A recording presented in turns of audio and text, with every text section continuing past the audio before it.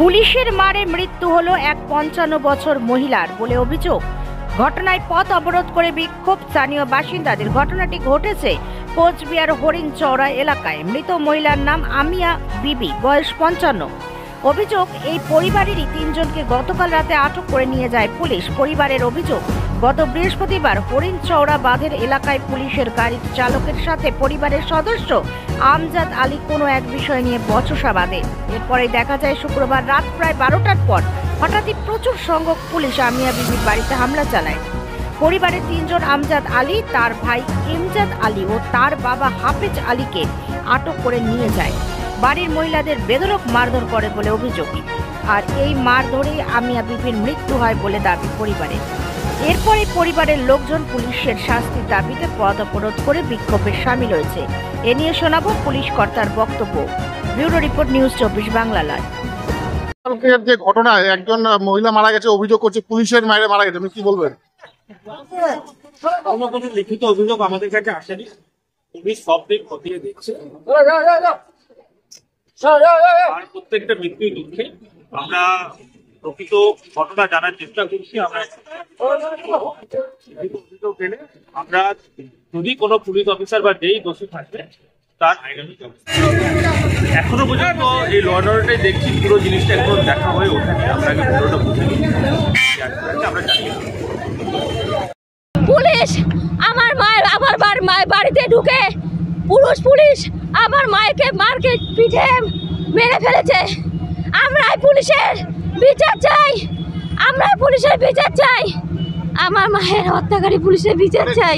কখন হয়েছে? রাত্রিবেলা ১২টা ৪৫ মিনিট হবে, তখন পুলিশ এসে আচমকা, কোনো খবর নেই, কথাবার্তা নেই, এসে আমাদের বাড়ির চারপাশে ৫-৬টা পুলিশ এসে আমার মাকে মারে।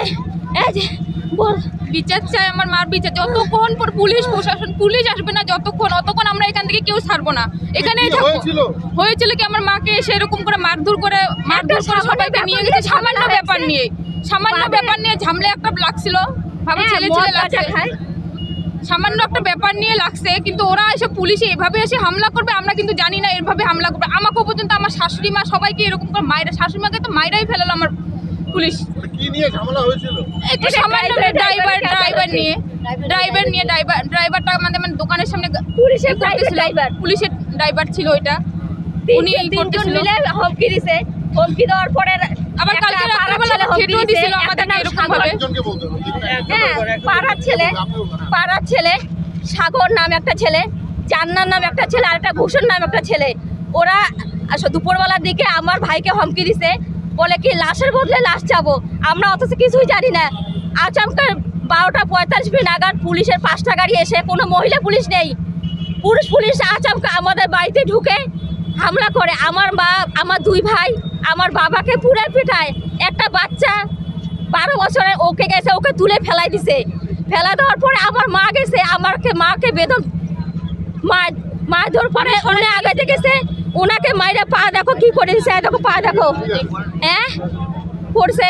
তারপর আমার মাকে এমন পিটেছে, মা ওখানে আমার মা মৃত্যুবরণ করেছে। কিন্তু এই পুলিশ মানুষের আইন শৃঙ্খলা বজায় রাখে, কিন্তু এই পুলিশ মানুষকে গুন্ডার মতো করে পিটে বাড়ির ভিতরে এমন করে হত্যা করে। এই পুলিশ আমরা বিচার চাই। আপনাদের পরিবারের কারো নামে কি কেউ কোনো অভিযোগ করেছিল? কোনো অভিযোগ করে নাই, আমরা জানি না, আমরা কিচ্ছু জানি না। কোনো প্রশাসন আমরা জানি, হঠাৎ করে আমাদের বাড়িতে এসে হামলা করে। তাহলে পুলিশ কেন এলো?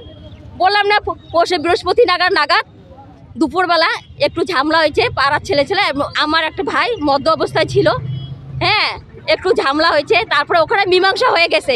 মীমাংসা হওয়ার পর আমরা কিছু জানি না। কালকে রাত্রি 12টা ৪৫ মিনিট নাগাদ আমাদের বাড়িতে এসে 5টা পুলিশের গাড়ি এসে আচমকা, কোনো মহিলা পুলিশ নাই। পুলিশ কিভাবে মহিলা পুলিশ ছাড়া মহিলার গায়ে হাত দিয়ে মারে, পিটাই মারে, বেদম পিটে মারে? আইন কোথায় লেখা আছে? কোথায় লেখা আছে আইন? হ্যাঁ, আমজাদ আলী, ওনাকে পুলিশ নিয়ে গেছে। ওর দোকান করে, হ্যাঁ।